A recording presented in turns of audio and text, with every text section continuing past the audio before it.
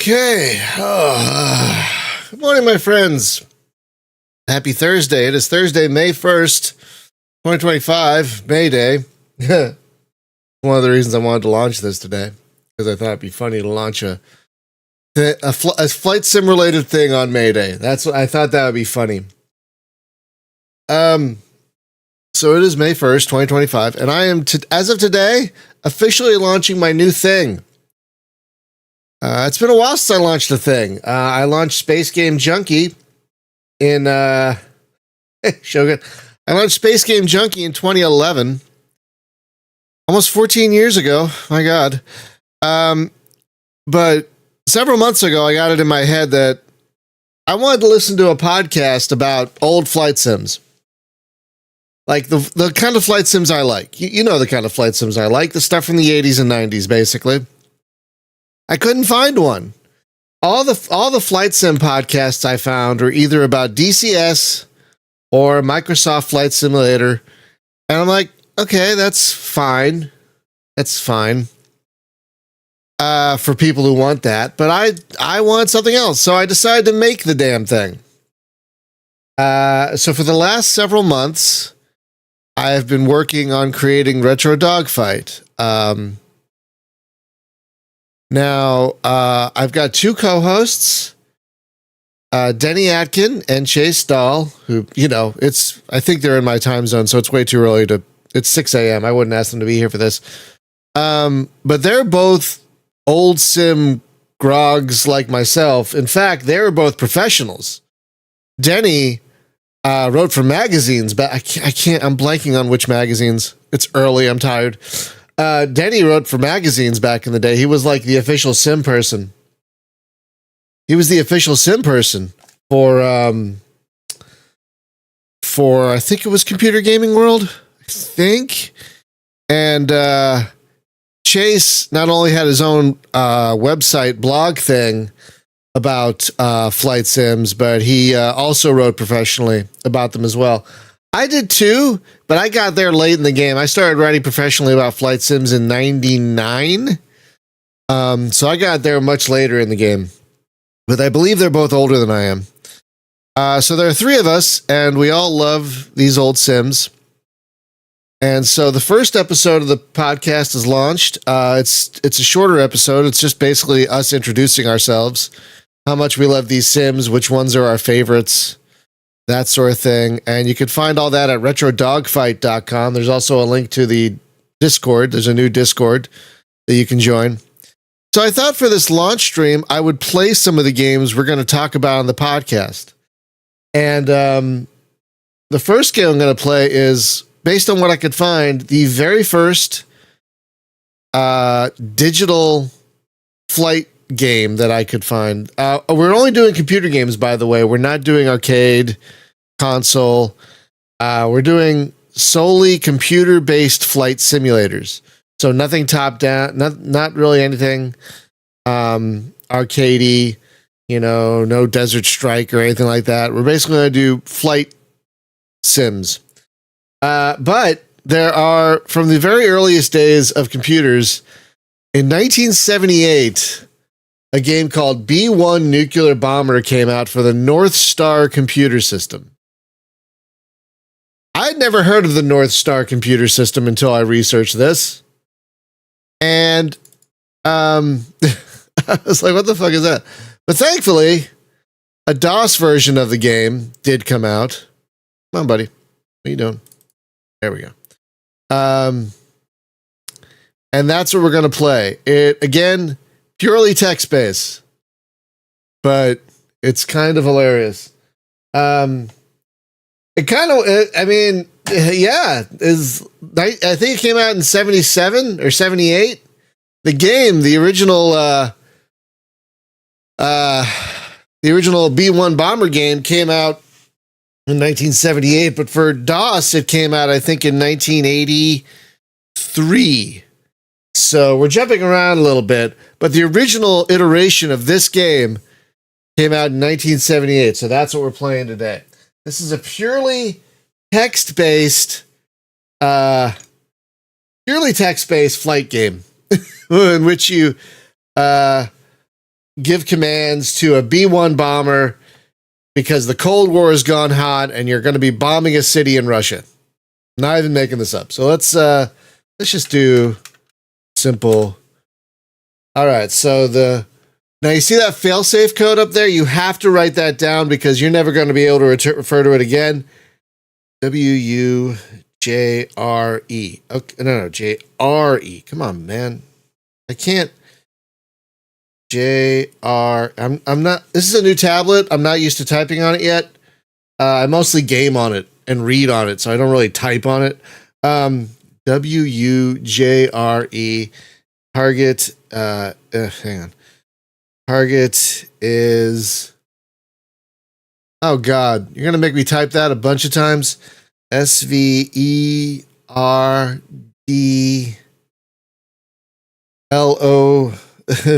Fuck you, game.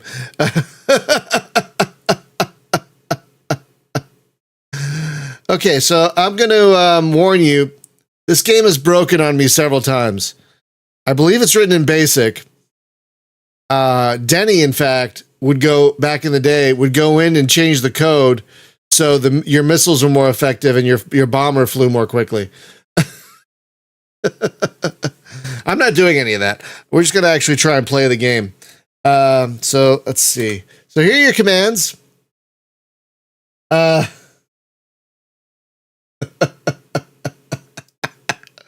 Yeah, right? Okay, so I had to get navigation data on, wait, NA. Oh, it has to be caps? Okay, I forgot about that. NA. Oh, God, fuck you, game. SEERDLO ESK. Okay, so now we got to change our course. Yeah, it's case sensitive. Yeah. Now we have to change our course to 132.1. We're going to set our altitude to, say, 30,000 feet.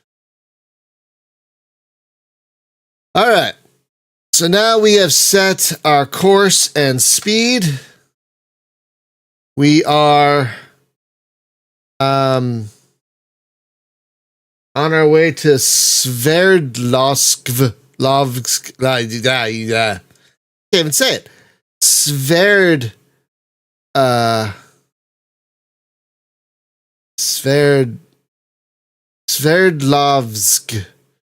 That's hard to say. That's hard to say out loud. It's that second V. It's that second V that's throwing me off. Okay. Good morning, Luke. All right. So let's see. So how far away are we from fucking SVERDLOVSK?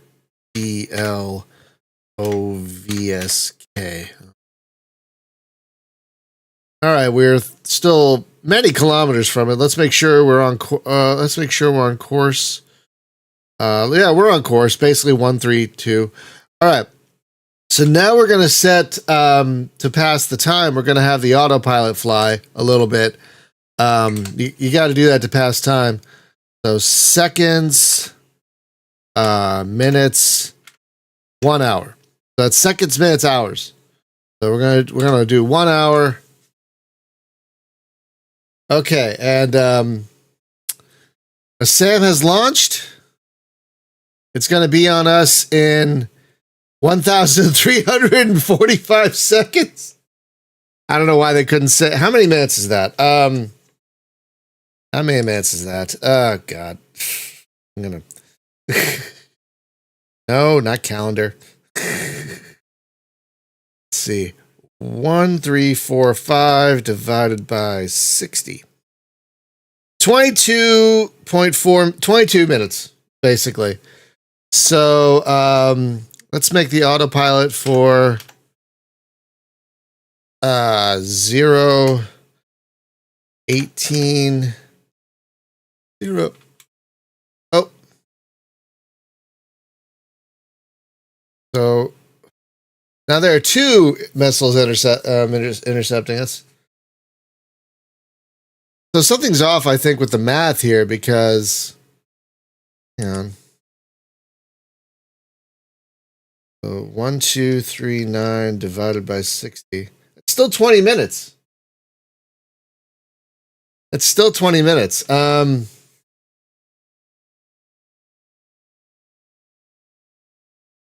Yeah, you can. So you can autopilot. Yeah, I worry if I put in 1,000 seconds, will that break things? So it might. Oh shit! Fuck! I'm gonna break it, aren't I? Fuck! I hit the wrong thing. They launch another one. Pachanga. There's a casino near us called Pachanga. Or maybe that's Pachanga. I don't know. Okay, so hang on. It didn't break. That's good. 0, 10 minutes. Didn't really seem to do much. Okay, so let's try only seconds then. AU. Let's try 800 seconds. Okay, so we got a lot of missiles coming in. EC should.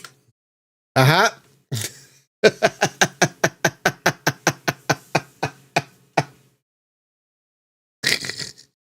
Yeah, I know. It's really good ECM, huh?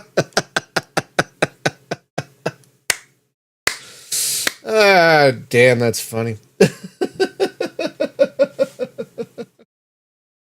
Excuse me a moment. Sorry, had to, Hey.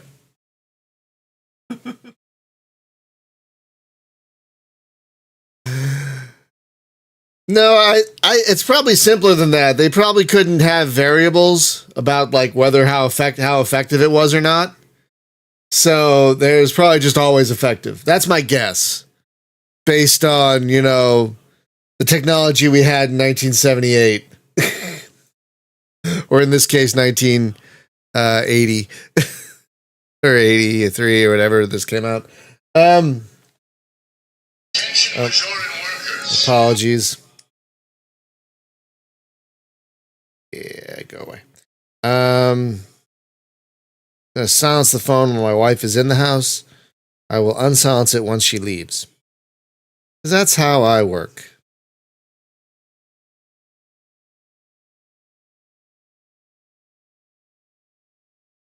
Okay. Okay. So, how far are we now? How far are we now? I can't remember the commands. How far are we now from where the fuck, wherever we're going? Vlada. CRDLOV.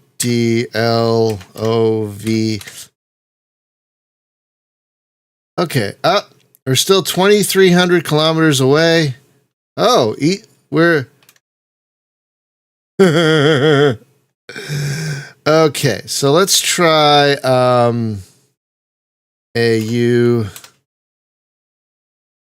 100 seconds. Oh.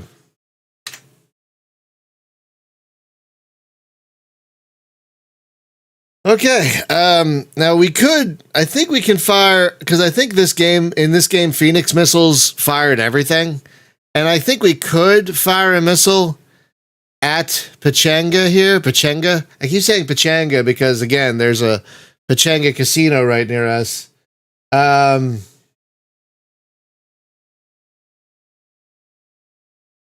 Hey, robot. Good morning. I don't recognize your name, so if you're new here, welcome. We're doing a launch stream for my new podcast, Retro Dogfight. Again, you guys, you can go to retrodogfight.com. And that's where there's a link to the first episode and our new Discord. Yeah, I usually wait until they're really close, like less than 1,000 seconds before trying the ECM. I've noticed that if you try it from really far away, it does nothing. So I could, if I wanted to, I believe, shoot a Phoenix missile at Pachanga here. Pachanga, not Pachanga, Pachanga. But that's a waste of a missile because because you can't use ECM on MiGs. MiGs are eventually going to come up and try and shoot you down. I always save my Phoenix missiles for MiGs. But we haven't seen any MiGs yet, only SAM launches. So, okay. So let's see how far we are now from blah, blah, blah, blah, blah.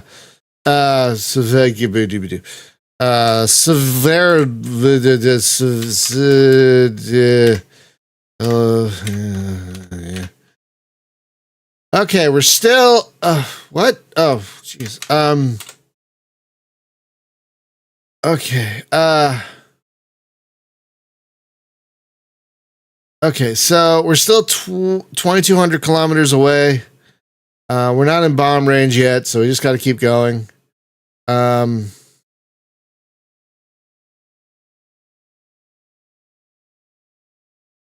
Okay, nothing on radar. So, Robot, you played this back in the... I never played this back in the day. I'd never even really heard of it until a little while back. I'd never played this back in the day. I got my first computer, my very own first computer in 1983, and it was a TRS-80, and this never came out for the TRS-80. It could have... It's running on BASIC, so I guess it could have run on the TRS-80. Well, actually, hang on. Let me double check that. Because I never heard of it, but I'm not sure if it came out for the TRS-80. Hang on, Moby. I'm just checking real quick. Checking Moby games. Yeah. Did it come out for the TRS? It came out for fucking everything. It did come out for the TRS-80. Okay, so I just never got it. My first thing for the TRS-80 was a cassette tape that had like Lunar Lander and a few other games on it. Yeah, it came out for the Apple II in 1980. Yeah, it came out for a lot of things in 1980. It came out for the Atari 8-bit, the TRS-80, the Commodore PET. The first computer I remember using was the Apple II in the basement of a Strawbridge clothier in 1979. But at school, we had Commodore PETs. But I doubt they would let us play this game on a Commodore PET in an elementary school in the early 80s in Pennsylvania. But yeah, it came out for a lot of systems. I don't know what the CPM is. I don't know what the PC... Wow, it came out for the TI-99? Texas Instruments? Yeah, it came out for like 1, 2, 3, 4, 5, 6, 7, 8, 9, 10, 11, 12 platforms, according to Moby Games. So, of course, we're playing the DOS one because I'm familiar with DOS. And it came out in DOS in 1983. But I didn't have DOS in 1983. I didn't get DOS till 1986. I probably would have played... If I had known about this game, I would have loved it. But somehow I didn't learn about this game back in the day. So I completely missed it. But it's kind of fascinating to see how far we've come. Like, it's fascinating to realize this came out in 1978. I was 5 when this game came out. Just kind of amazing. All right, so so how far are we now? SVERELOVS.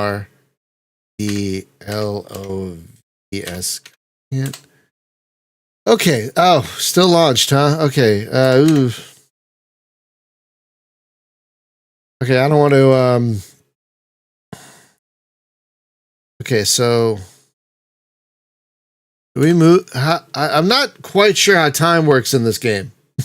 So 2149. So let's see. Now we had a launch. Excuse me. VERELOVSK. Okay, so time does move. Oh shit, EC. Pachanga base in Phoenix missile range, but they're just gonna keep launching missiles, but I don't think the ECM fails. at a certain point. So there's no reason. I don't think there's a reason to waste a Phoenix missile on a base when you might have MiGs coming at you. And if you don't have Phoenix missiles when the MiGs come at you, you are fucked. Absolutely hosed. Okay. I don't want to use autopilot right now.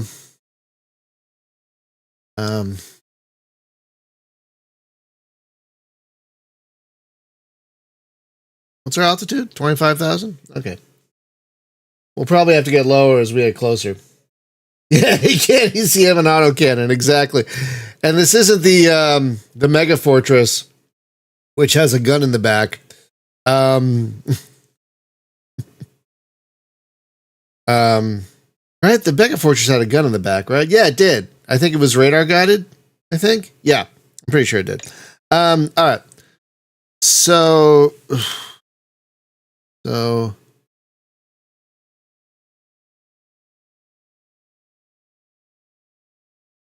Okay, so apparently this makes you move when you do a navigational check. You move a little bit.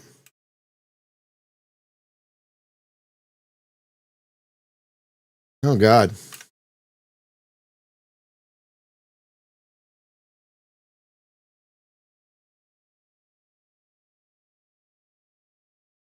Ah, so now we're close enough to not Omega, Onega. Is that a thing? The hell is Onega? What the hell is that? Hang on.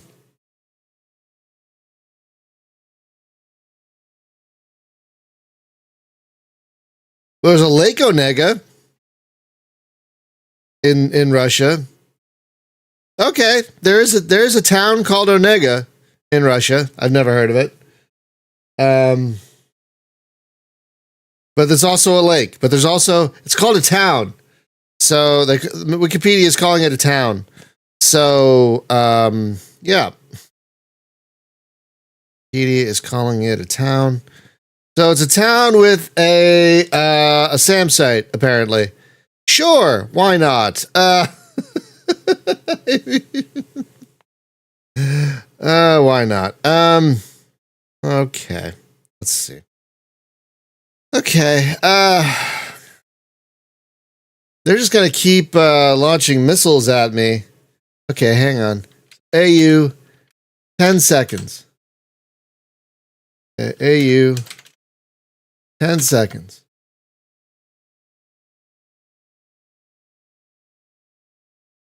If you say so, man. Let's do a double check. Make sure we're still on course. SVERDLOVSK. Well, shit. Wait, what? Hello? Hello? Is my ECM not working? Hello?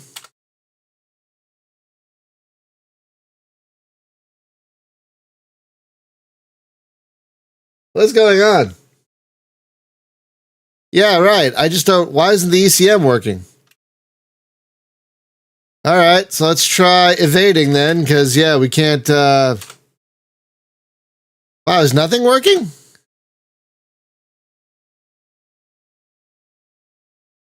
Okay, that works.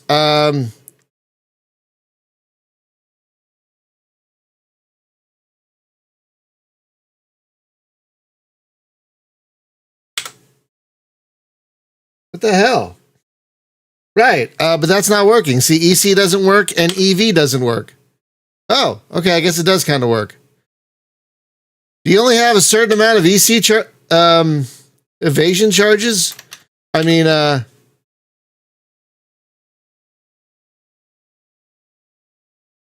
okay. I wonder if, like, is there a limited amount of hang on. 1 second. Where are we? So the manual for this game is 4 pages long. Yeah, the manual for this game is 4 pages long. And I'm just doing a quick look at it now.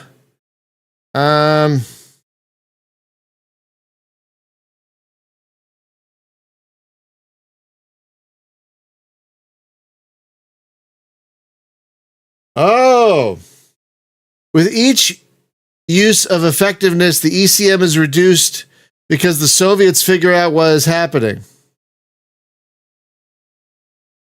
So I guess they're kind of like the Borg. They adapt to my ECM, and eventually, okay, I didn't realize that. It's been a while since I read this manual. Give me a break. All right, so let's try evasive maneuvers. Evasive. Let's try all the evasives. Yeah, because apparently EC. So apparently there's some kind of thing where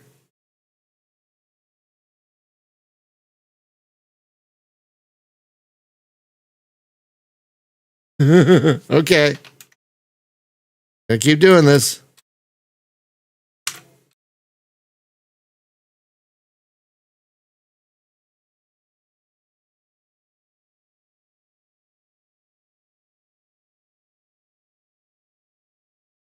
Pachanga base. Oh, it's all one word, huh?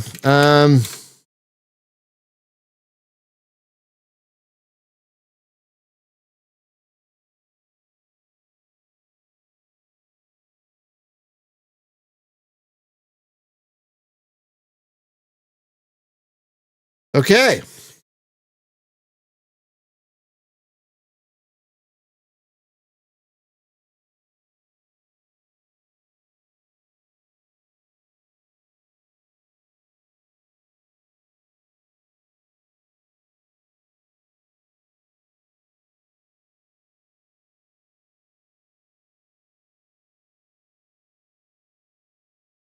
Right.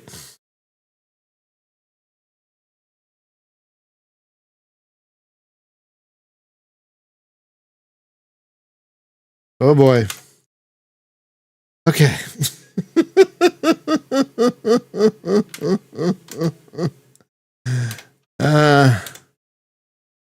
Wow, we've been doing so many evasives that we're completely off course now. Yeah, hang on. Let's see. So let's set our altitude to 300 feet. We'll see. Okay, we're going down. Are we going down? Yeah, we're going down. We're going down. We're diving. It's not immediate. Oh boy. Okay.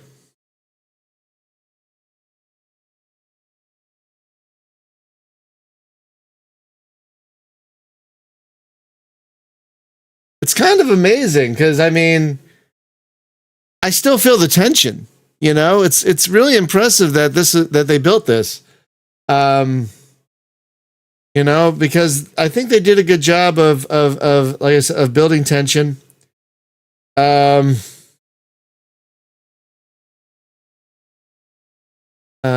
mean, yeah. I just read that. I just read that in the tiny 4-page manual.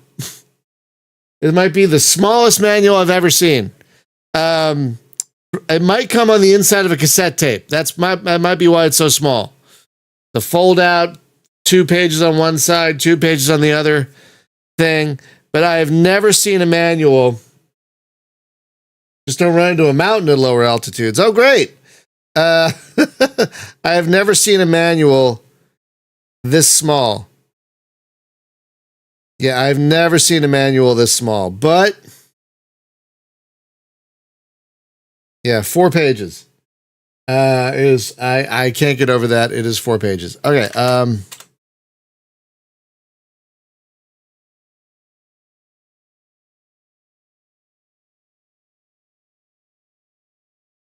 All the evasive maneuvers. All the evasive maneuvers. Good. Shit.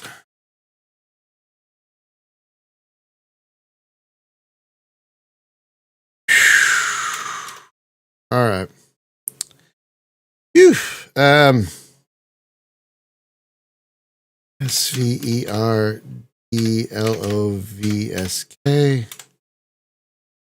Okay, we're on course. CO 138. Oh, no. CO 138.4. No, I keep hitting 7. CO 138.4. There we go. Okay, we're still diving. Wait, why aren't we going any lower? I said I wanted to go altitude of 300 feet. Can we do an altitude of 1,000 feet? Maybe 7,700 feet is the lowest we can go. Oh. We are going lower. For some reason, it stopped diving at a certain point. Okay, good. We are going lower. All right. Okay. Yeah, that makes sense. That makes sense. Okay, so let's make sure we're still on course. 138. SVERDLOVSK.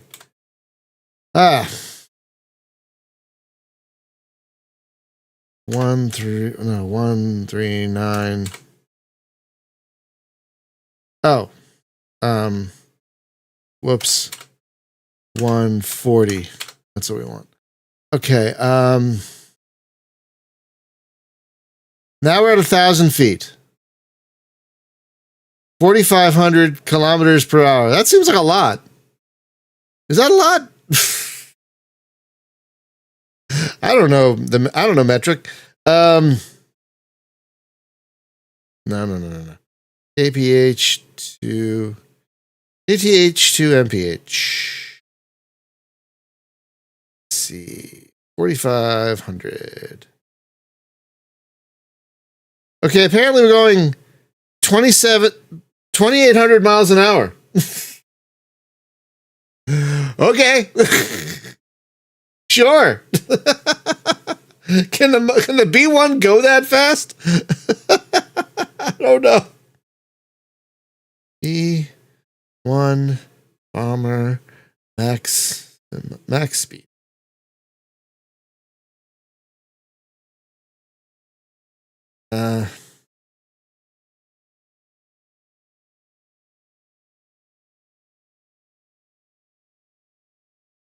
So the B1 bomber apparently can only go up to Mach 2. It looks like. So yeah, I don't think it can go. How fast was that? 20? Basically 2,800 miles an hour? What? Maybe the SR-71 could go that fast, but that might be it. All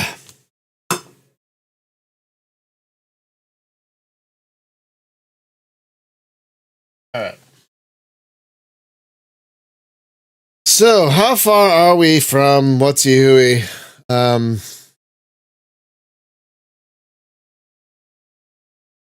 SVERDLOVSK.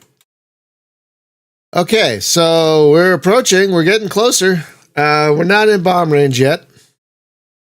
AU. Let's try for 1,000. Oh, fuck. Okay. It didn't break. That's good. Let's try 1,000 seconds. Psych. Psychtiva.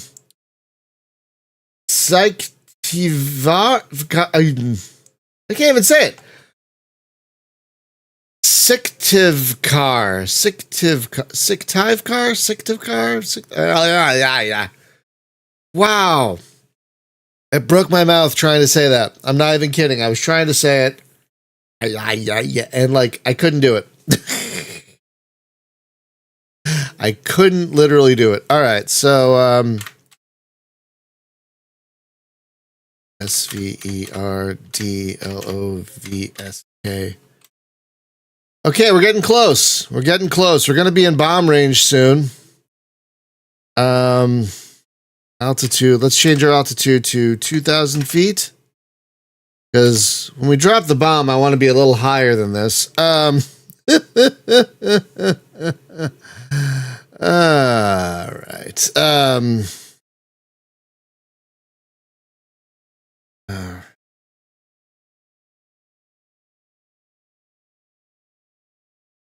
Oh, we're getting close. We're getting close. It's quiet up here. It's actually quiet up here. This vomiting thing that looks Cyrillic. But sir, that's everything. You heard me. Did I fucking stutter? You heard me. Funny. All right.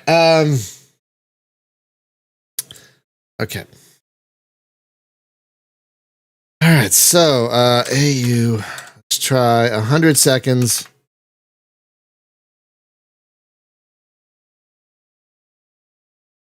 Yeah.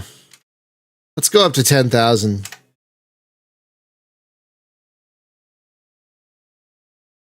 Okay. Sverdlovsk.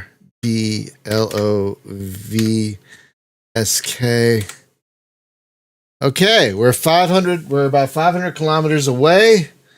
CO 140. Let's just be. All right, we're getting close. We're getting close.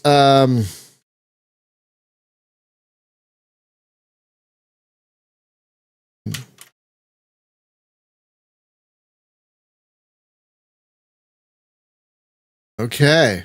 1 minute.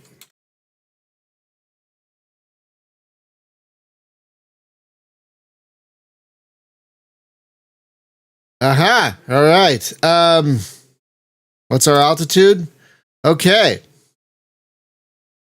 Sverdlovsk is in bomb range, so we got to arm the bomb using the code we wrote down earlier. That one. WUJRE.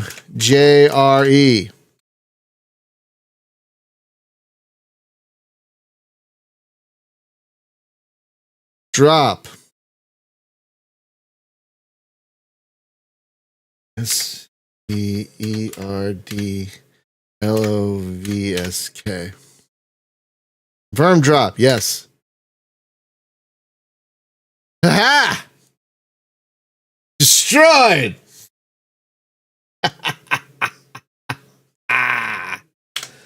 All right. So now we've got 2 Sams coming in. So I'm going to be honest. I've never made it this far in the game.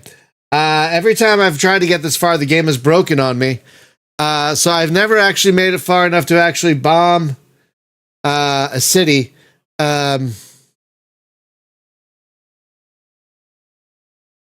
Okay, so once we've bombed it, where do we go? I've never gotten this far. Forgive me. I've never gotten this far. Okay, so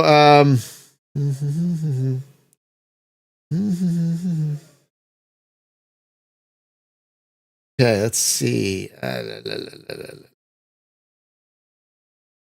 trying to see what happens when you bomb it, but where do you go? Like, I have to set a course somewhere. Okay, set a course for Philadelphia.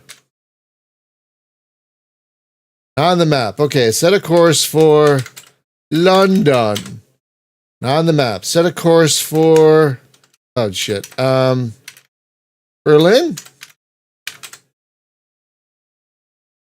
Oh, so hang on. Wrong. Not on the map. Okay. Where am I supposed to go now? I'm not sure. I'm not quite sure where I'm supposed to go now. That's funny. Oh, fudge. That is funny. That is very, very funny. All right. Well, we did the thing. You get the idea. I don't know where to go next. So we're going to move on to the next game. Cool. Hang on.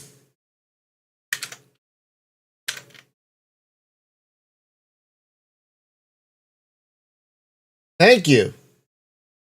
Well, you get the idea. We're going to move on to our next game. So the next game on our list, on my list, came out in 1982. And it is one of Microprose's earliest games and one of their first big hits. Hellcat Ace. This was, I believe, originally, it says run whoever R. Donald DeWalt is, but it's really a Sid Meier game. And this came out in 1982. Is one of the first games of its type to be like a 3D. Yeah, it came out first for the Atari in 82, and then the Commodore in 83, and then the PC in 84. So, in this game, you're supposed to become an ace by successfully completing 5 missions in a row. The missions get more difficult as you win, so it's not all the same difficulty level. It's a very basic game. You're either shooting down something or running away from something. So let's start. We're going to start with the first mission. I've never tried it with multiple players because I'm only one player.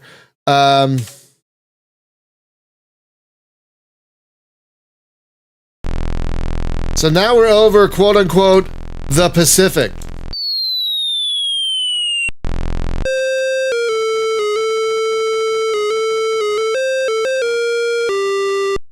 Yeah. All right, so now we got to shoot down a Japanese float plane. It looks like it pretty much looks the same as the other plane because that was what you did. They all basically look the same in 1982. So now we have to shoot down a Zero, which basically looks the same as the other ones. Now you see the level has gone up. I was at level 0, but now I'm at level 1. It increases.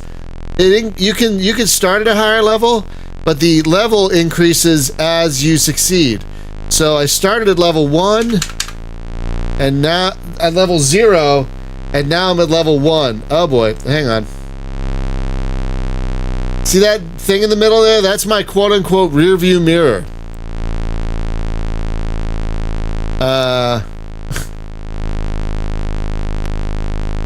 I got a hit. Apologies for the sound. It is PC speaker. Look at the sun, you guys.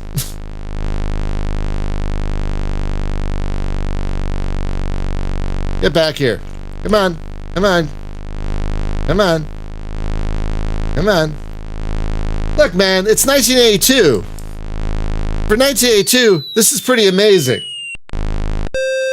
This game was a huge hit in 1982. See, now it's still level 1. So now we have to shoot down a torpedo bomber.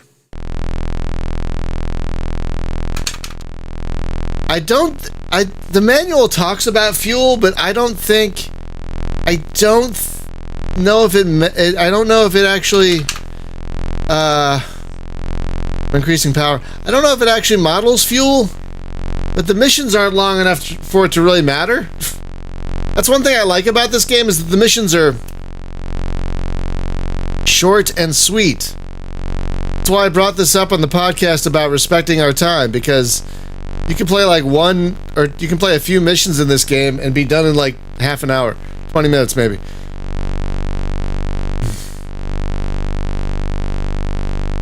Come on.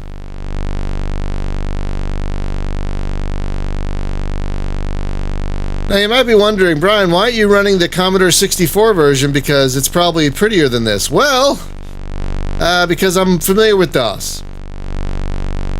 That's why I'm running the... Stop evading. Okay.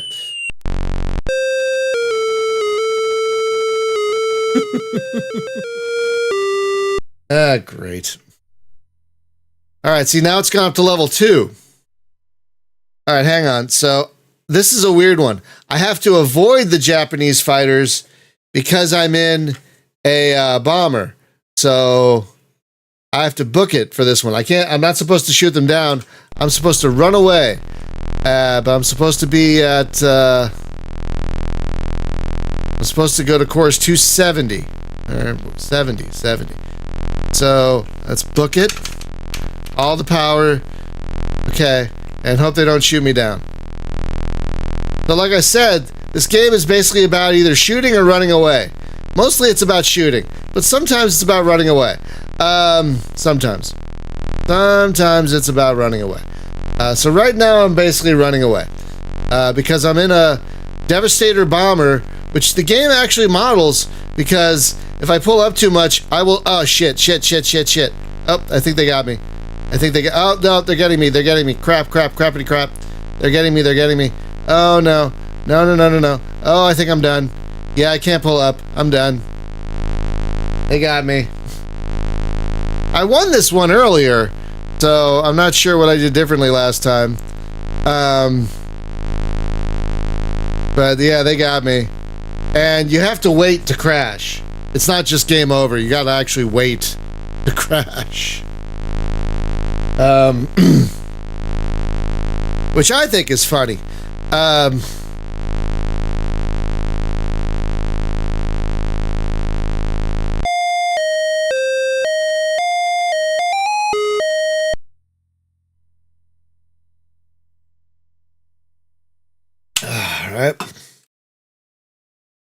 So I could start with that mission if I wanted to, by using the F keys.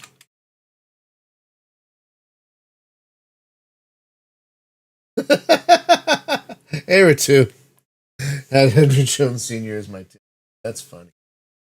Oh, my leg. Oh. I was sitting with my leg crossed to hold up the tablet for the last 50 minutes. Oh. All right. So, yeah. So now you can start the mission you failed at level 0, and you might have an easier time. Oh no, that's the wrong one. I started the wrong mission. So, okay. Well, let's shoot down this torpedo bomber. I think the next mission is the one that I just failed. So let's give that a shot. But all the missions are basically like this. You're flying over the ocean with a cyan sun, with a not set cyan. Cyan's the blue one. What's the purple one for EGA? God, magenta? Is that magenta? Magenta, I think. Yeah, I don't remember the 4 colors of CGA. I always remember cyan because I think that's a really funny name. But I think the other one is magenta. I think. Looks magenta. Or just purple? I don't know. Trying to catch up with this bomber.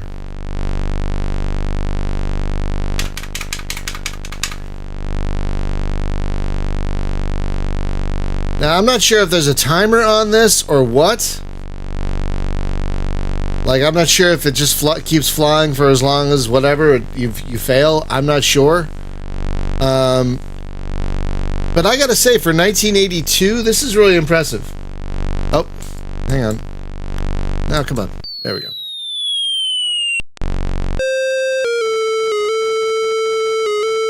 I would have played... If I had the equipment, I would have played the fuck out of this. So, still on level 0, avoid the Japanese fighters. I'll probably win this time, I'm guessing, because it's level 0, which is the easiest level.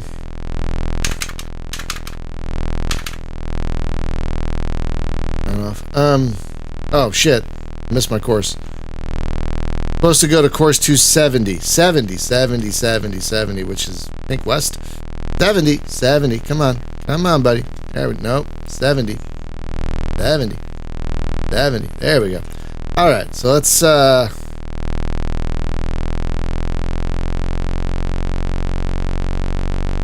just try to not get shot at.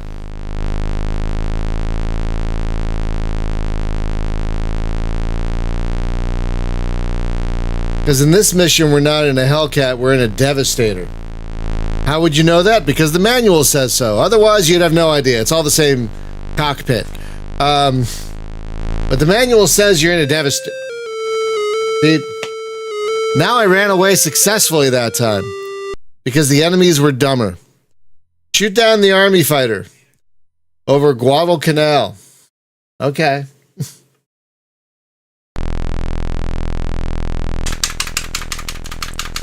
Gotta gain altitude.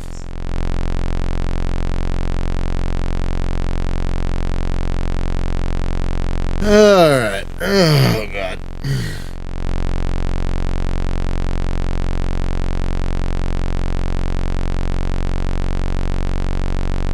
Look at the graphics. Look at that airplane for 1982. It's kind of amazing.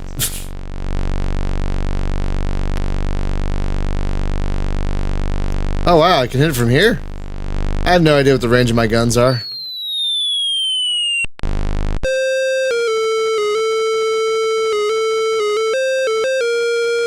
Hell yeah, America. Shoot down the dive bomber. See, basically the same thing. Basically, now I just gotta find it. There you are. Whoa, shit. How'd you get there? Crappity-ola. Okay, I gotta find you now. How'd you get there, you son of a bitch? Alright, I gotta turn around.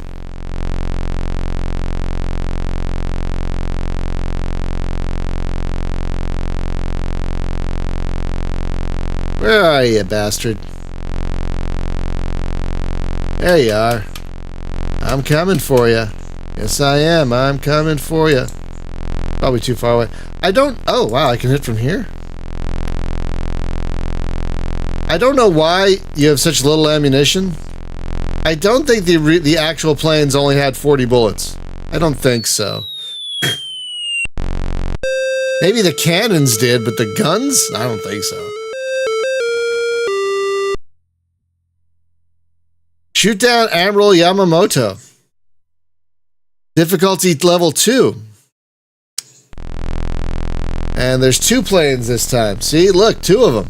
Ooh. And I don't know which one has Yamamoto on it. Is it Yamamoto?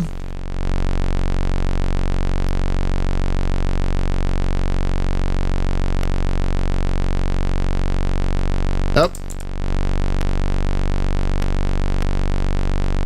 One shooting me.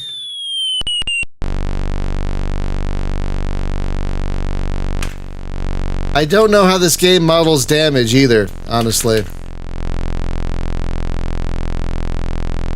Like, is it like you get a certain amount of hits and then you die? Is that how that works? I don't know.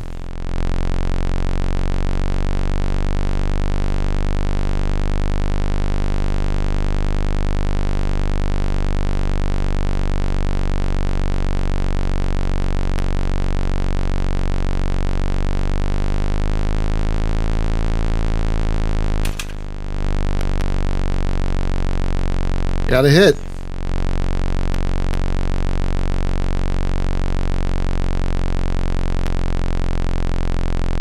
got a couple more hits, but I'm almost out of ammo. Again, I don't know why these planes only have... There we go. Yay! That's the first time I became an ace. Oh.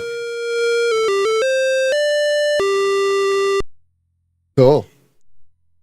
All right, so that's how that works. You fly 5 missions, you become an ace. All right, so we're going to kill that one. Now, I'm going to show you a game from 1983. I believe it only came out on the Commodore 64. Where is it? Yeah. I believe it only came out on the Commodore 64, and it is called Eagles. It is another text-based flight game. Crap, hang on a second.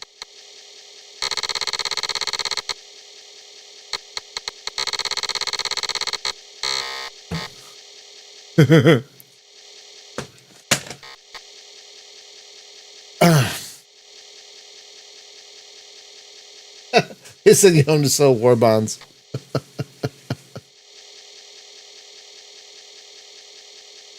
Well, isn't that one of the big reasons America was so successful in the war is because they would cycle experienced pilots out to have them train other pilots, while Germany just flew them until they died. So I kind of love how this emulator. This is C64 Forever. I kind of love how this emulator emulates the long time it takes for these games to load. It honestly doesn't bother me at all. All right. So this is a text-based flight game that takes place in World War I. You can fly as the Allies or the Germans. Actually, I think. So we are going to start with weaker German planes. Wait, what are we doing? There we go. Weaker German planes and stronger Allied planes. We're going to do a normal game. So when you hit player control, you can set all kinds of parameters for how this scenario goes. When, where, blah, blah, blah. There is also a campaign.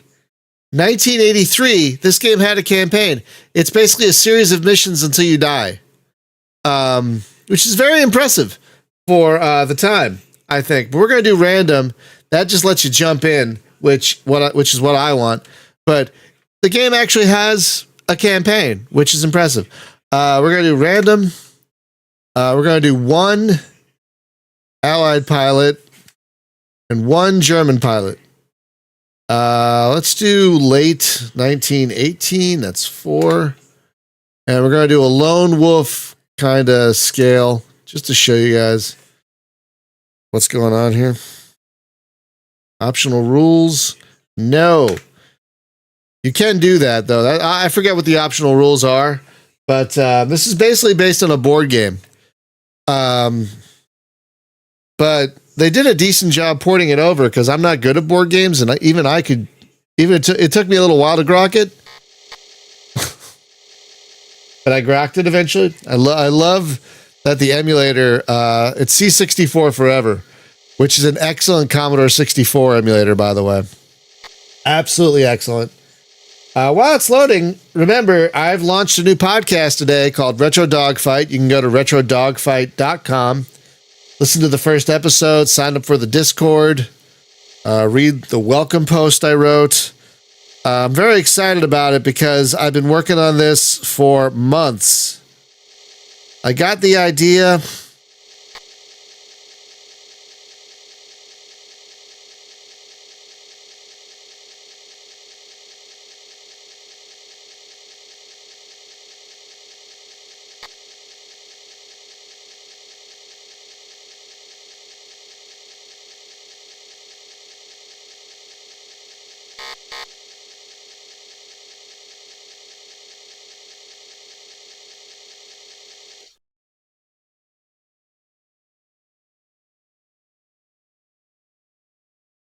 I love how it says just a bit more.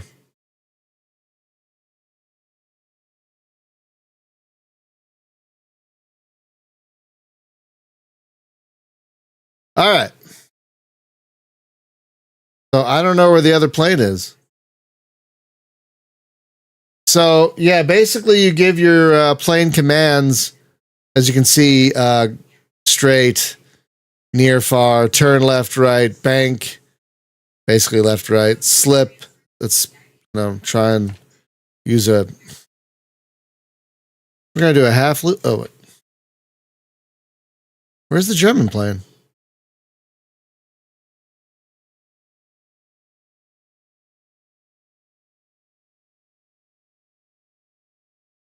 All right, so you can command. I like this. You can command all the planes if you want to, or you can have the computer control the plane.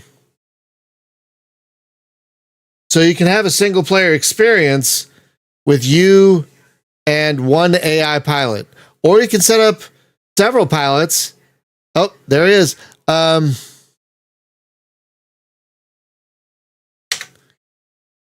Crap. All right. Or you can have several pilots going. You can have to like 9 or 10 planes aside, I think, and they could all be computer controlled except for one, which is yours, which I think is neat. Uh-oh. Okay, I don't think he can shoot at me yet.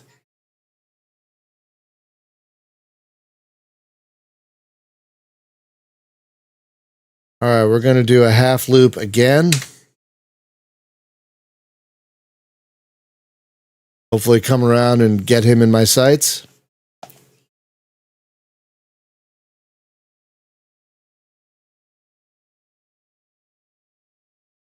Oh, crap.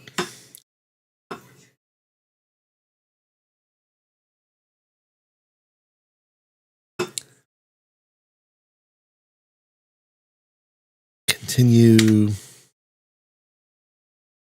Yep, still can't line them up yet. Okay, that's fine. I'm going to be honest. We did one of our episodes coming up is about text-based flight sims. It includes B-1 Bomber, another game, and this. And this was actually my favorite. I like this one a lot. Hey, Thorsten, happy May Day. All right, so we're going to turn right. And hopefully this guy will come in my sights. Or, oh crap, I might be in his sights now. Oh, fuck me. Okay.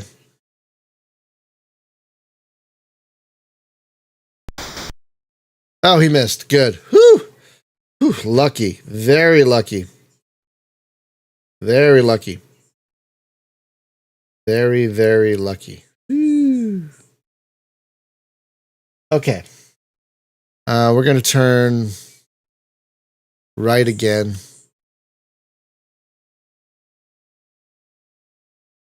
And hopefully we're going to be able to line up on that, on the German guy in a minute. Oh, crap. Okay. Up.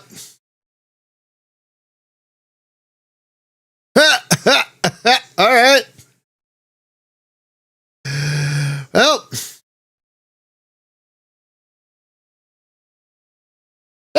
That was a short run.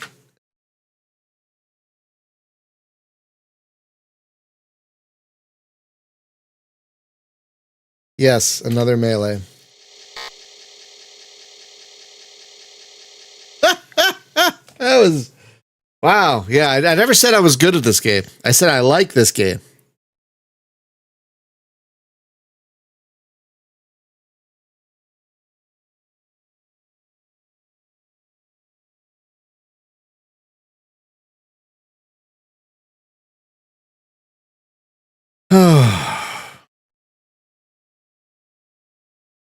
So while it's loading, I'm very excited about this project. Because again, I couldn't find a podcast that talked about the classic flight sims, the sims I love. It was all DCS and Flight Simulator. And I mean, that's fine if you like that sort of thing. But I couldn't find one on classic flight sims like this. So here we are. It's going to be a monthly podcast releasing on the first of every month, like today. And it's only a podcast. There's no YouTube. There's not really any social media. We're keeping it simple. There is a Discord. It's discord.retrodogfight.com if you want to join. It's very similar to the Space. I use the Space Game Junkie Discord as a template, so it's similar to that one, but I've also made a lot of changes to make it more flight sim focused. And I'm very excited about creating, because there are some communities that talk about these old flight sims, but there aren't a ton. So I am glad to be making another one. There's of course a couple of great Discord servers, the Combat Flight Sim Tavern and the Air Dominance Project. Both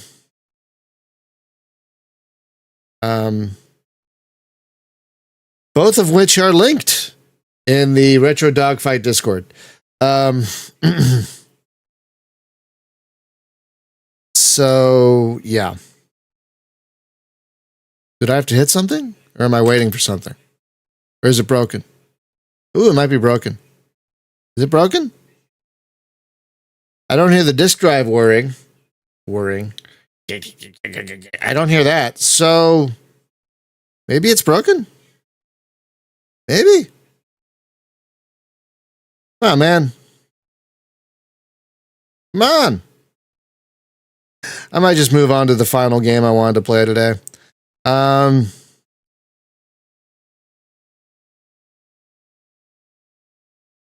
no, I like this game. Let me kill it. Let me kill it and let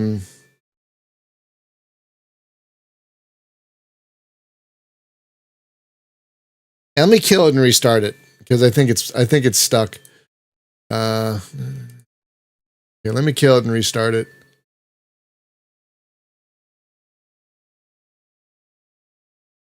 Come on, friend.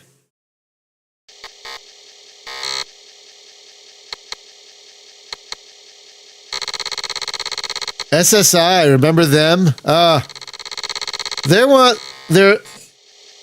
of the companies I miss every day. There are basically three companies I miss every day. Original Microprose. I know Microprose is back, but it's not quite the same. The original Microprose, SSI, and Looking Glass Studios. Those are the three developer houses I miss the most every day. I miss them. Yeah, 1983, SSI. SSI was in the game very early. Yeah, there were. I think there were some War Thunder podcasts when I looked. So yeah, once I looked and saw that there wasn't a podcast for me, I decided to make one for me. I decided to make one for me. So here we are. So here we are. Here we go. All right. Now I'm going to show you guys something cool. Let's keep them all at normal. Let's see. It's random. Oh. Let's make two pilots on each side. Random. Let's do a sortie.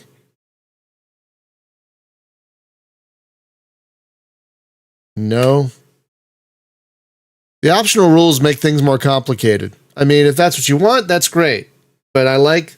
I like Spectrum Holobyte, but I don't have the connection to them that I did to SSI, Microprose, and Looking Glass. I mean, Spectrum Holobyte were great. But again, I don't have the emotional connection to them that I did to the others. But yeah, they made a lot of good stuff. I still wish Microprose had not gotten into the arcade and console rackets. I think if Microprose had focused solely on PC games as they had done in the 80s and early 90s, they might have succeeded a lot longer than they did. But no, they had to get into the arcade game when arcades were waning. And they had to get into the console game, and that didn't go well either. So it still makes me sad. I mean, I get it, but like they had to get in the arcade game way earlier than they did. They got in the arcade game in like the mid 90s, and it was way too late. Early to mid 90s, it was way too late by then. It was way too late. Arcades were waning. Arcades were waning because more people had consoles at home that could play pretty good games. Yeah, I know. I never played the original Falcon. I never played Falcon AT either. Falcon Gold was my first Falcon.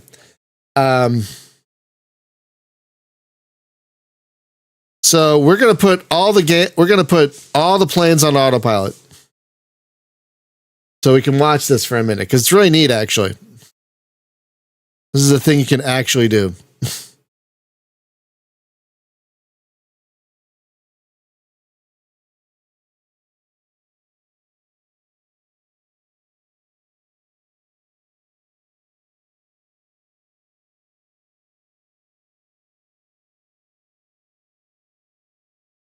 So I kind of like how if you have two people, you can have them control the Allied planes or the German planes. If you have 4 people, you can have them control one plane each.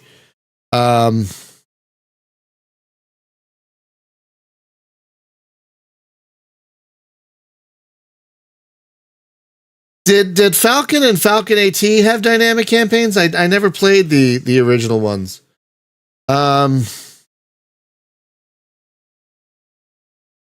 I don't know if the originals had dynamic campaigns. I know Falcon 3 did, obviously. Very good dynamic campaigns, as a matter of fact. See, what did Spectrum Holobyte? What else? Yeah, Fly the Intruder, obviously. What else did they do? Oh, wait, I'm on Moby Games already. Spectrum Holobyte.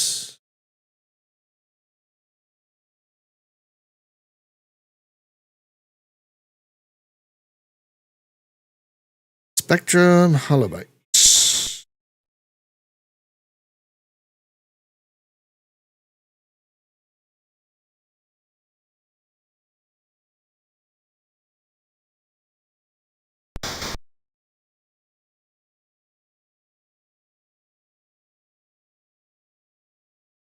Avalon Hill Nuke War? What's that?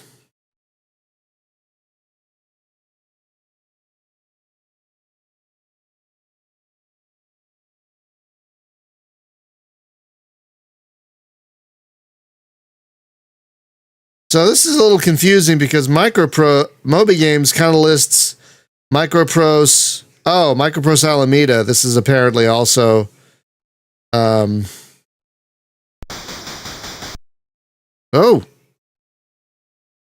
this apparently is also Spectrum Holobyte, according to. Okay, yeah, Spectrum Holobyte's made some good games, but yeah, I didn't click with a lot. I didn't.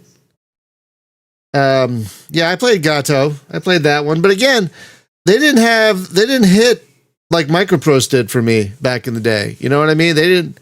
Wait, are there 3 German planes? I thought there were only 2 German planes. Have we fucked up somehow? Oh, I think that. What's going on, game? Okay. I thought it only said 2 planes per side. I don't know. Maybe another plane joined the fight. So yeah, Spectrum Holobyte put out a lot of stuff, but I just never clicked with a lot. I mean, I didn't.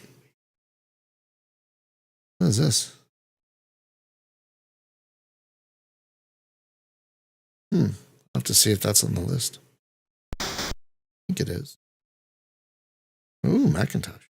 Okay, P2109 was great. But yeah, Fly the Intruder might be my favorite thing of theirs. Maybe. Of just theirs. I'm talking about like before they took over Microprose. Oh yeah, Vet was a lot of fun. I liked Vet. But yeah, I loved Fly the Intruder, even though it's balls hard. Oh my god. I think some of the most difficult single player flight sims ever made came out around 1990.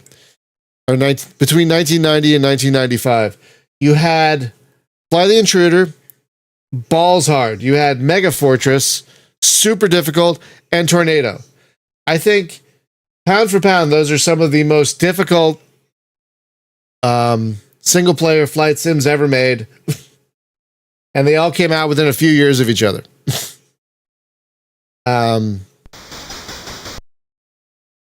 So just amazing stuff. Amazing stuff. But Flight of the Intruder is an amazing game, amazing book, amazing movie. Really the only game of it. There are other games that cover Vietnam, but not like that one. Oh yeah. What was it called? Shuttle or something? I think I remember that one.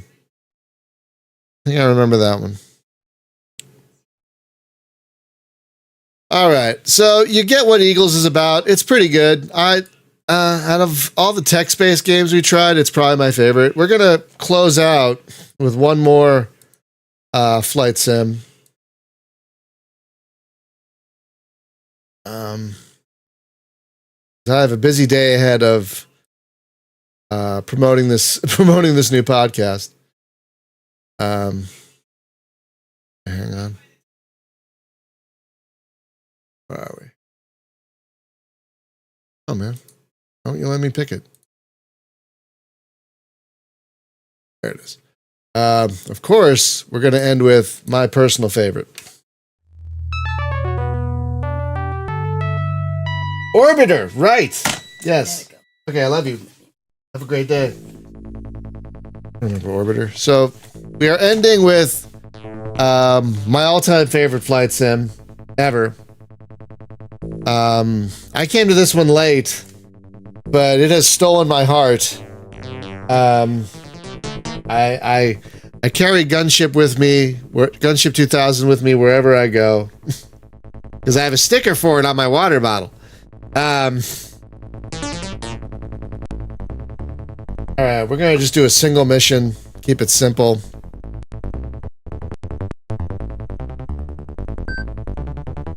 Yeah.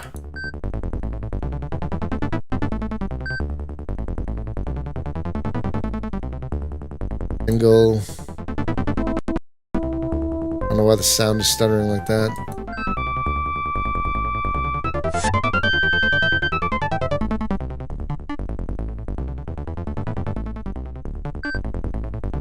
Okay. Locate a mobile SAM site. Fuck me. I love this game, but trying to find things is a pain in the ass.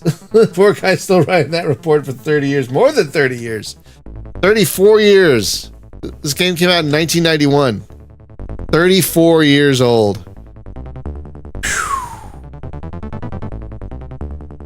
What's the... Oh, that's a good question, Sav. Well, one, I always like air to ground stuff, which is I like shooting things on the ground. I love dropping bombs on things. I love helicopters. I love the fact that this is a mix of strategy, RPG, and flight sim, because when you rank up to a certain point, you command a flight of 5 helicopters. Which are broken into one, is it the major flight that's 3 helicopters and the minor flight that's 2 helicopters? And because it's got a Black Hawk and whatnot, the mission variety is amazing. You might have the primary mission in one, like when you have a full flight, the primary mission might be to recon a part of the map, and the secondary mission might be to drop off some cargo. And you command your entire flight. You tell them where to go, but then they do their... You don't have to, like, tell them what specifically to do. You just tell them where they go and they do their jobs. The AI is really good in that regard. And they also rank up. So you want to take care of your pilots because they will rank up and get better as the missions progress. So... it's such a mix of play styles that flows beautifully together, and you also have amazing mission variety from rescues to cargo drop-offs to blowing things up to recon. You have, I think, 9 helicopters, from the tiny Kiowa Warrior to the 2 Comanches and the Gunship Longbow and the Black Hawk, like we talked about. So you have one of the earliest examples of a dynamic campaign. You can keep doing single missions like this, but eventually you can do a campaign, which is basically just a tug of war in the map based on how you do on your missions. But like, you can play this game forever. I've played a lot of this game. I'm still not great at avoiding missiles. But you can play this game and still just never get the same mission. It's just an amazing game that I absolutely love because of the variety, the gameplay styles that it mixes together flawlessly, and just the moving mud. I love moving mud. In this game, that's primarily what you do in this game is move mud. All right, so let's what are they giving us? Get rid of the fucking. Give me all Hellfires. There we go. Give me all fucking Hellfires. Well, there's a game called Helicopter Gunship DEX, which is going in this direction. You can clearly tell they were inspired by this and other games. But also, we know that hopefully, so a year or two ago, I was streaming the PS1 version of Gunship, which is basically this, which is basically the Amiga port of this, ported over to the PlayStation 1. And someone claiming to be from the Microsoft Gunship team showed up. So, they have teased that they are working on a new Gunship. But they haven't said anything in a while, so I don't know if it's still happening. But they've teased that they've teased that one is happening. But I don't know if it's still happening or not. But right now you got Helicopter Gunship DEX, which I think is the closest you're going to get to a modern remake of this. But I don't think this needs... You can still play this today. I'm playing the Steam version. You can play this today, and it's still... I mean, unless you can't get over the old graphics, this is still, I think, one of the finest flight sim games ever because of the variety and everything. Oh, I always miss digital integration in DID. I could show you my digital integration shelf over there with like, I think there are only two digital integration games I don't own now: Tomahawk and Top Gun Combat Zones. I have all the other ones. I love digital integration and I love DID, but I love them, but Microprose, Looking Glass, and SSI really take my heart. Those are the three that really take my heart. All right, so we have... Oh, hang on. All right, so let's see. Hang on. We definitely want more... You almost always want more chaff. Almost always. All right, let's go. And I love how in early Microprose style, you can change the difficulty on a per mission basis. Oh, Fighter Pilot. I forgot about Fighter Pilot. I don't have that one either. I have F-16 Combat Pilot, but that's different. You're right, I forgot about Fighter Pilot. Let me, hang on, let me make sure... 1 second. Let me make sure that's on my list. Yes, it is. 1983. 1983. Okay. I've built I've built what I think is a comprehensive list of flight sims. Oh, there it is. I do have it. Okay. That we're going to be covering. For the first several episodes, we're going to be doing combined episodes, themed episodes. So the first actual episode that we're covering flight sims is about the 3 LucasArts World War II sims. Battlehawks, Their Finest Hour, and Secret Weapons of the Luftwaffe. So for a while, we're going to be doing themed episodes, because we're going to be grouping them up, because a lot of these early episodes, I don't think we can hold a whole hour discussion about it. But eventually it's eventually going to be one game per episode. That's the, it's going to be eventually one game per episode. We're not there yet, but eventually it's going to be one game per episode, eventually. You know what? I had a hard time going back to those old Lucasfilm games. And I'll tell you why. Situational awareness in those is terrible. Absolutely terrible. I'm gonna give you guys a little spoiler. Battlehawks 1942 ruined World War II sims for me for years.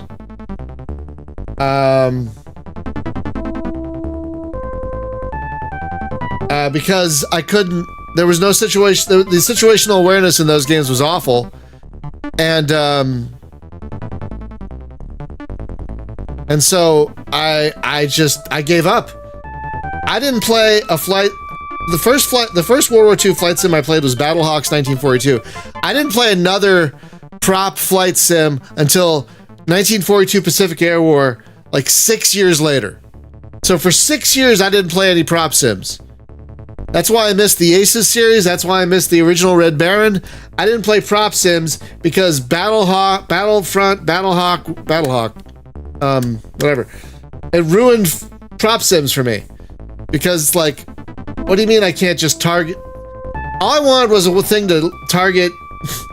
All I wanted was a thing to target a thing and tell me if it was an enemy and, like, let me, like, follow it. Oh, it was horrible. Anyway, hi, Brian. Good name. Spelled correctly, if I might add. Not with that Y bullshit. Now, to be fair, I like Jane's. I love the Jane's games. I love them all of them, even IAF. IAF wasn't problematic like it is today.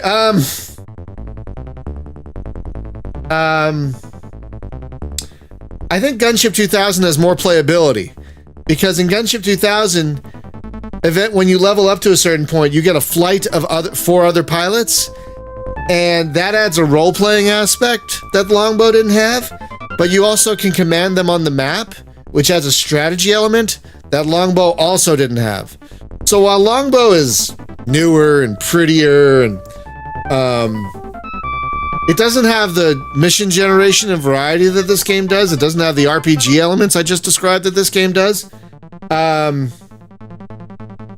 it doesn't let you tweak the mission difficulty on a per mission basis like this game does. That's true, Ritu, but at the same time, like, there wasn't any kind of padlock view in Battlehawks. There wasn't like a thing that would tell you, like there wasn't a thing on the side of the screen to tell you to turn this way to find your enemy. There was none of that. And it made it very difficult for me to figure out where to go and who to shoot. So I just had a problem with situational awareness in those, and that problem persists to Secret Weapons of the Luftwaffe. Secret Weapons of the Luftwaffe is the best of them, yes, but it still has the same problem with lacking situational awareness for me, anyway.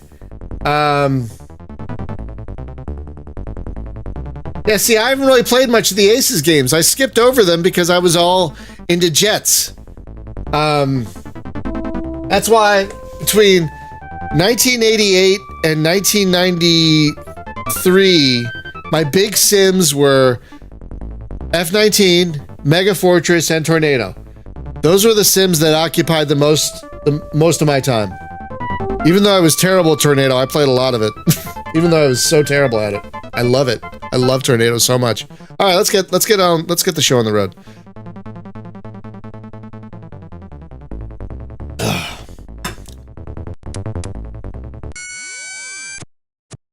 All right.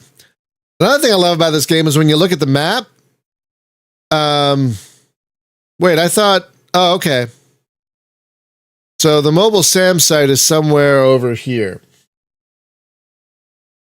All right. So I love that when you look at the map, I love that when you look at the map,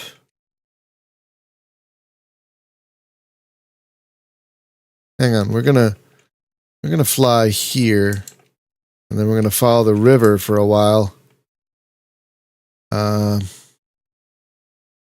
Yeah, we'll follow the river till about here.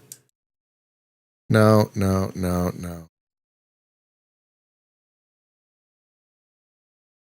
No. No, I want to just wait. Then we're going to fly about here for cover. All right.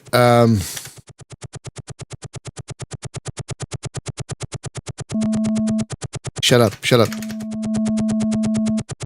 And we're going to stay at about 30 some feet. Yeah. All right, let's go. Target left. I'll be quiet.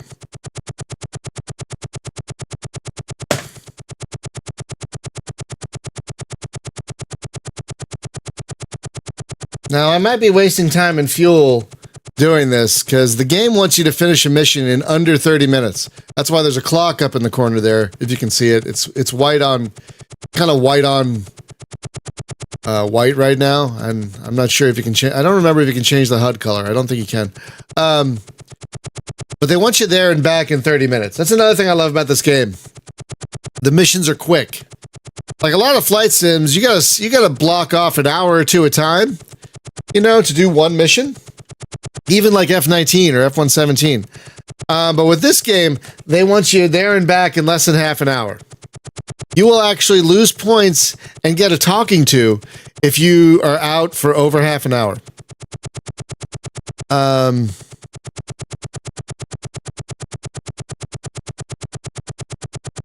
Nope. Shut up. Now you might be wondering, Brian, why are you flying so low? Because this gives the enemy way less time to react if I run into one.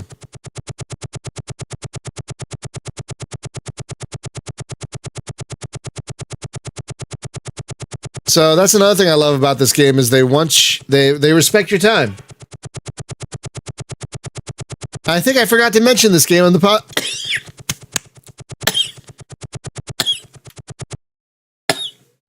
Damn it. Oh, I think I forgot to mention this one on the podcast yesterday, but for a flight sim, this is one of the best flight sims that actually respects your time. 100%. 100%. And even though there are 4 areas of the game, the maps are never exactly the same. I mean, it uses the same pool of maps, but you're not going to get the same map in every mission. It's going to move around. No, the trees don't have collision. The hills have collision. You can collide with a hill, but you cannot collide with a tree, which I appreciate.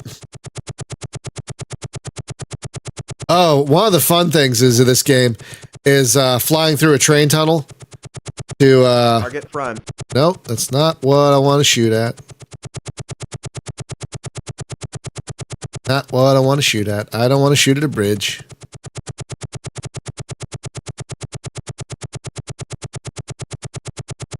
So we're going to use the hill cover of the river to get us closer to our target.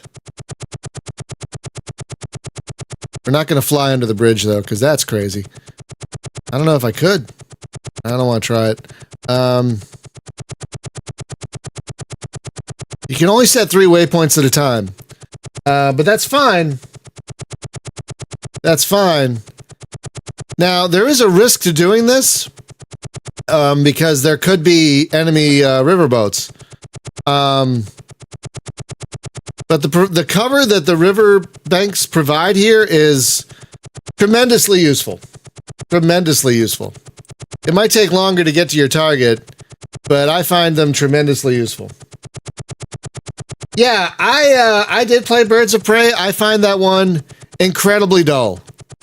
It does. It's if you basically want a game like that, but with missions, Jane's Fighters Anthology is the one you got to go to, because it's got a quick mission builder, so you can like generate quick missions on the fly. But it's also got a full mission editor, so you can make whole new people have made whole campaigns for Fighters Anthology. And it's got like 100 flyable planes or like dozens of flyable planes. But yeah, I found Birds of Prey tremendously dull. I didn't play it for very long because the missions weren't that exciting, which is a shame. Now, a game that did a better job of that, but it didn't have random missions, was Chuck Yeager's Air Combat. You had not 40 planes, but a decent amount of planes, and much better missions, much more fun. But Birds of Prey was just dull. I don't know how they did it, but it was dull. For me, at least. I know a lot of people like it, but for me, Birds of Prey was just boring AF. I think I played Birds of Prey for a little bit and then moved on to LHX and of course F-19.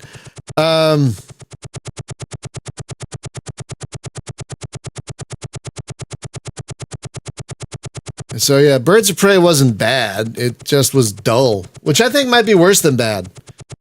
Like, I've always thought that a forgettable / boring game is worse than a bad game, because you remember the bad games. You don't remember the mediocre, boring ones, you know? And there are quite a few mediocre, boring, oh god, Strike Aces. Was that Accolade? I never played that one either. I know that's Accolade, right? Is that the one you're talking about? All right, now we're come up. All right, now we got to plan our next moves here. So we're gonna go through this area. We're gonna fly through this area here, and then we'll fly to there. Activision. I thought Strike Aces was Accolade. Hang on a second. I could have sworn 1989. Yeah, it's Accolade. Oh, wait. It was published by Accolade. Wait, this is the one you're talking about, right? Hang on a second. This is the one you're talking about, right? Hang on. Come on.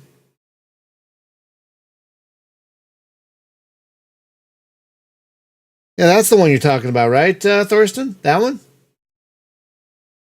Yeah, I for some reason never played that one. I don't think I had the time or money to play all the flight sims back then. Okay, so yeah. So that's the one I was thinking of. Yeah, Accolade. All right, let's go. 47 feet, that's fine.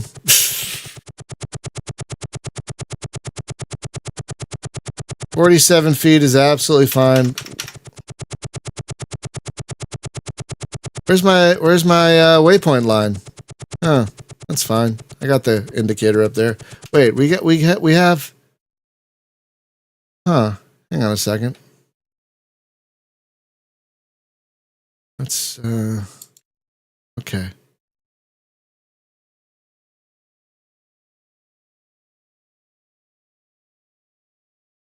All right.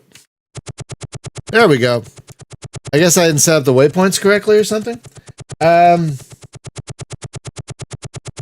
Oh, I tried Blue Aces. I was terrible at it. That's a good one.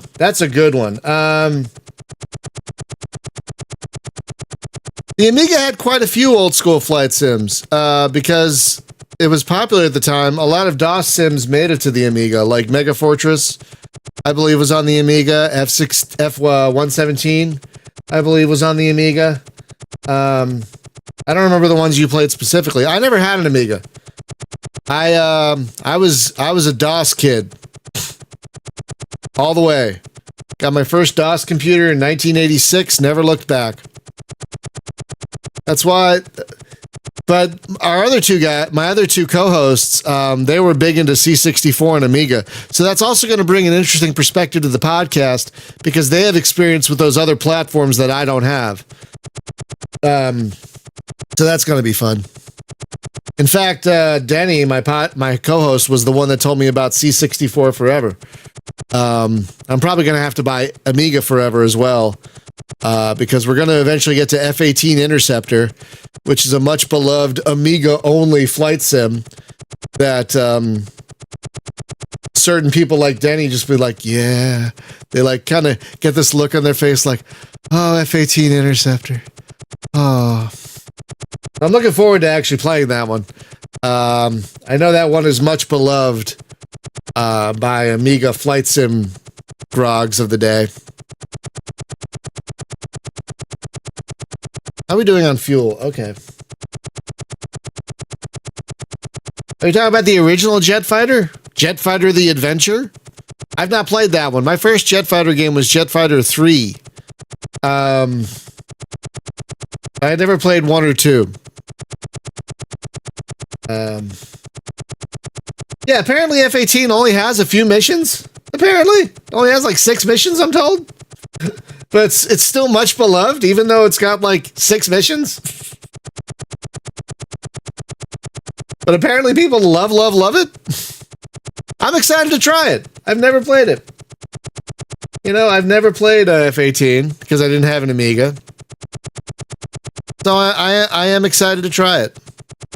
Wow, this is kind of quiet today.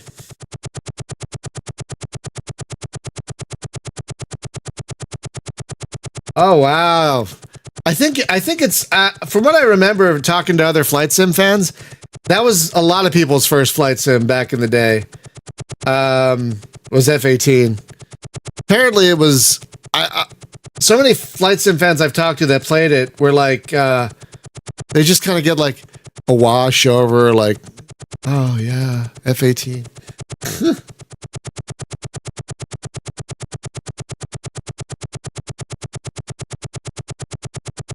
Yeah, apparently, like, it was mind-blowing back in the day. Like, it blew anything on DOS or whatever away. It's kind of a shame that the Amiga didn't survive. Because it was a good platform. It's just, you know, with DOS being available on so many more different machines because of its open nature, more open nature, it just couldn't compete in the end. Eventually, when PCs got sound cards and better graphics, you know, they sadly couldn't compete. But I know for a while, Amiga people, I knew Amiga people back then, like, you play on DOS? How do you like your 4 colors? You know, that kind of crap. You know? Wait, it's an F-18 game with no ground attack? Hold on. Wait a minute. Well, it does say Interceptor in the title. Okay, I guess. Like an F-18 with no ground attack. What? That's like putting all Sidewinders on a Apache. On an Apache, excuse me. Like what? What are we talking about here? An Apache with all Sidewinders. Apache Interceptor, yeah. That's so dumb. I'm sorry. No ground combat for an F-18. What are they thinking? Hang on. When did F-18 come out? When did F-18 come out? Hang on a second. No, F-18 Interceptor.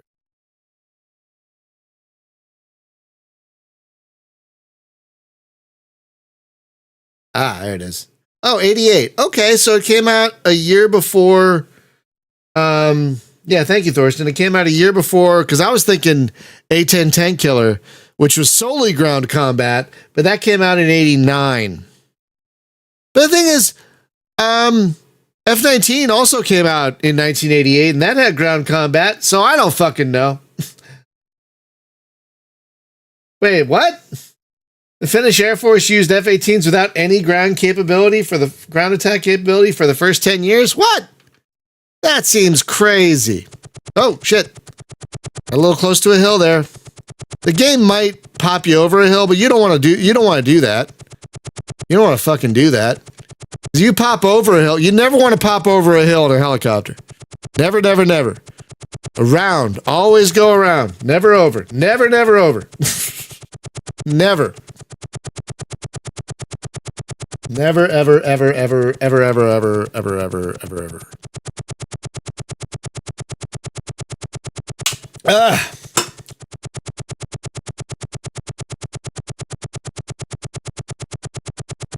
Armageddon. Was that a flight sim? I thought that was a tank game. Hang on. Armageddon. I remember Armageddon. Is that a flight sim? Armageddon.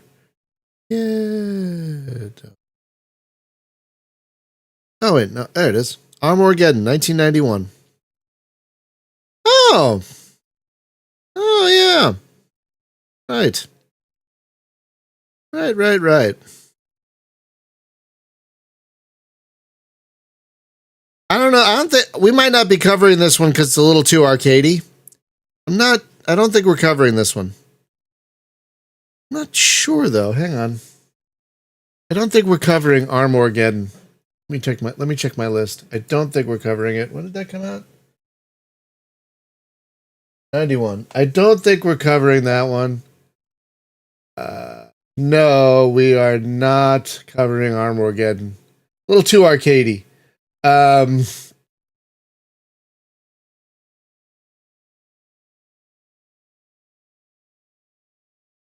maybe we'll. I don't know. No, I think I talked to them about it with that one, and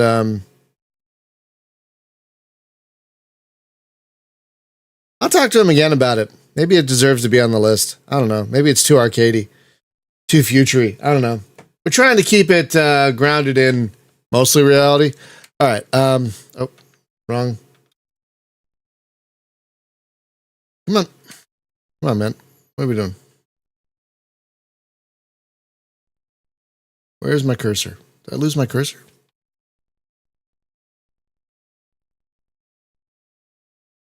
There's my cursor. There we go.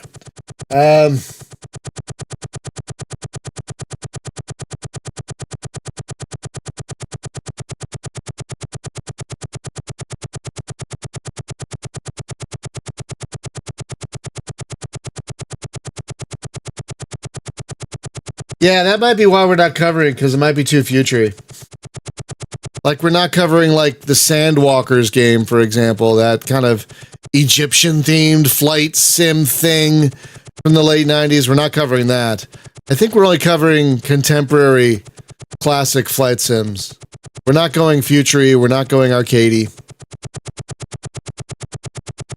Okay. I might have wasted... I don't know if I wasted time going through the river, but I definitely wasted fuel. Because now we're at... I hear you, kitty.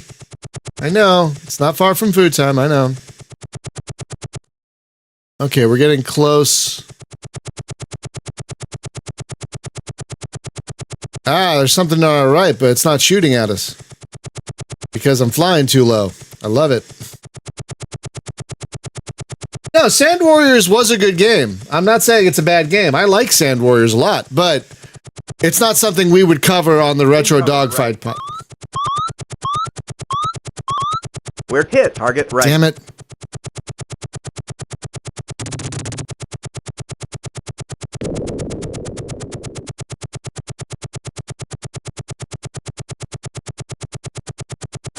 I turned the jammer on too late. I am still terrible at evading missiles in this game. But yeah, I like Sand Warriors a lot, but yeah, I'm just saying it's not something we're going to cover on this podcast. Yeah, it was basically like ancient Egyptian wing commander, if I remember correctly. And I thought I did a good job. All right.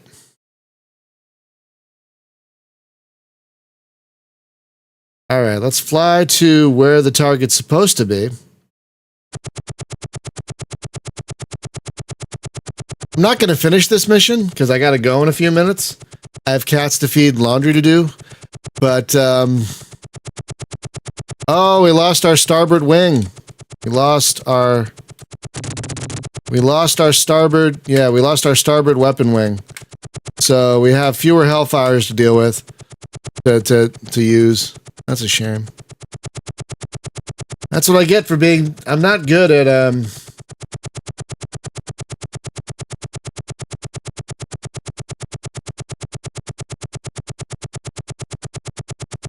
Oh, you never heard of Carrier Command? Oh shit, that game was great. That game was amazing. Are we covering Carrier Command? I don't think we are. Not 100% though, but I don't think we're covering Carrier Command because it's futury. No, I don't think we're covering it. No, we're not covering Carrier Command. Oh, we are covering Carrier Command. Huh, wait a minute. No, that's the wrong link. Yeah, we are covering Carrier Command. Huh. I think we discussed it and thought it was contemporary enough. So yeah, we might cover. We are covering Carrier Command. Huh. All right, then maybe Armageddon deserves another look.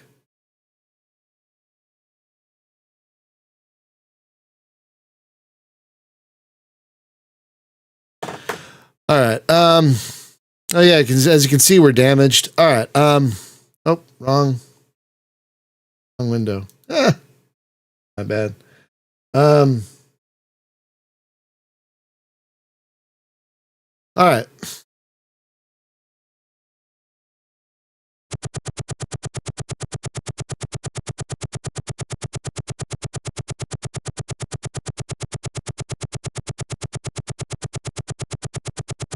I mean, it was weird, but I enjoyed it.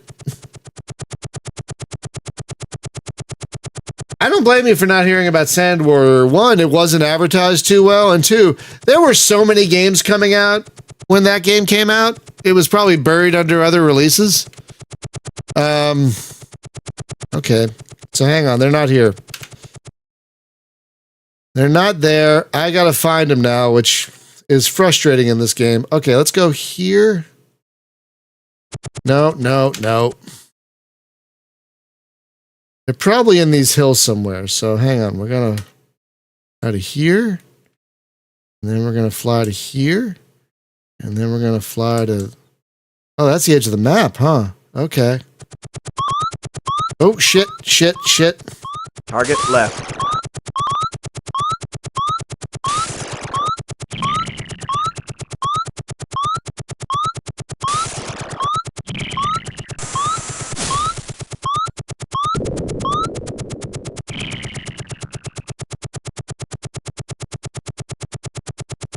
My radar jammer out? Oh, wait a minute. Why are you over there? Huh. Check behind this hill real quick. Nope. Want to be that high. 70 feet's fine. All right, hang on.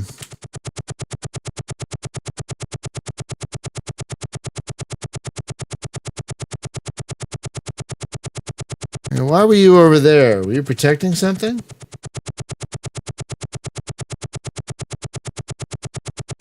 Huh. No, it doesn't look like it. Okay, we're gonna go back to the original plan of... Oh. Okay, hang on.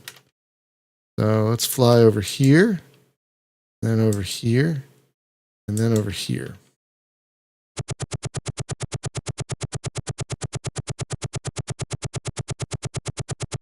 I don't remember the box for Sand Warriors. Let me look that up.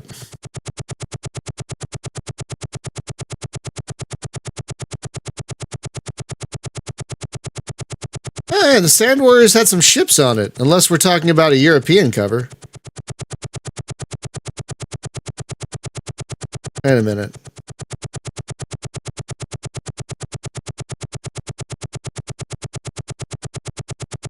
Oh, Sand Warriors. Wait.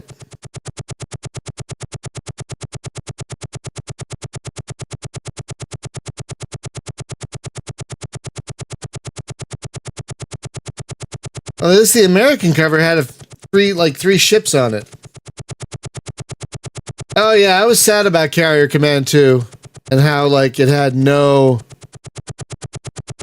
It really didn't cater to the single player at all. I think that's one of the reasons why it failed. It didn't do well because I'm just going to say it. I think games that require multiple people very rarely succeed and have legs, while single player games can have legs for decades, like this one. Where are these guys? This is the one frustrating thing about this game is locate this. It's like, fuck, I don't want to locate anybody, but okay. Sometimes you got to go up to find them, though. I don't want to do that. Oh, I got to go anyway.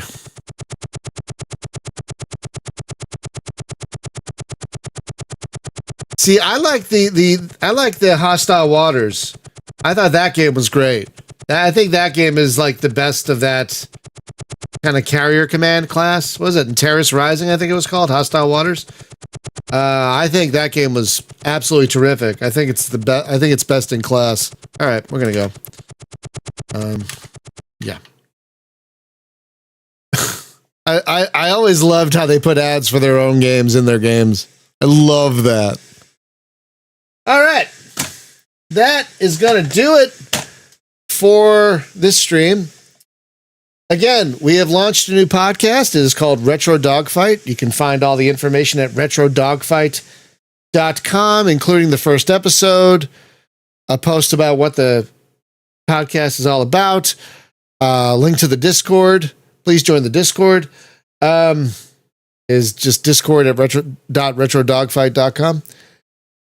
And it's a monthly podcast, so it shouldn't interfere with anything I do here at Space Game Junkie. That was the whole point of doing it monthly.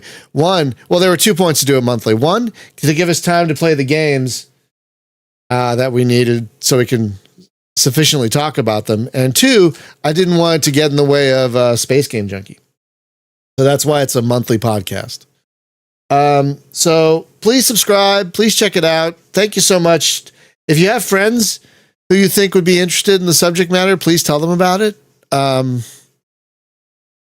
You have to know some old Simgrogs. I'm sure you do. But yeah, that's going to do it for this stream. Tomorrow, we're going to start a new series. Approaching Infinity has hit 1.0. It's one of my most anticipated games. It's finally hit 2.0, basically, but 1.0 for the Steam version. So we're going to start a series starting tomorrow of at least several episodes of Approaching Infinity. So that's going to be tomorrow. So have a great day, everyone. Be safe, be well, take care of each other. Please get vaccinated if you haven't already. Get your shots, wear your masks. Thank you as always to our patrons who help pay for things like Restream, which is expensive. And don't forget to wear your helmet, or as we say at the end of every Retro Dogfight episode, don't forget to check your 6. We will see you back here tomorrow, and please do check out Retro Dogfight at retrodogfight.com. I've worked very hard on it, and I hope you all like it.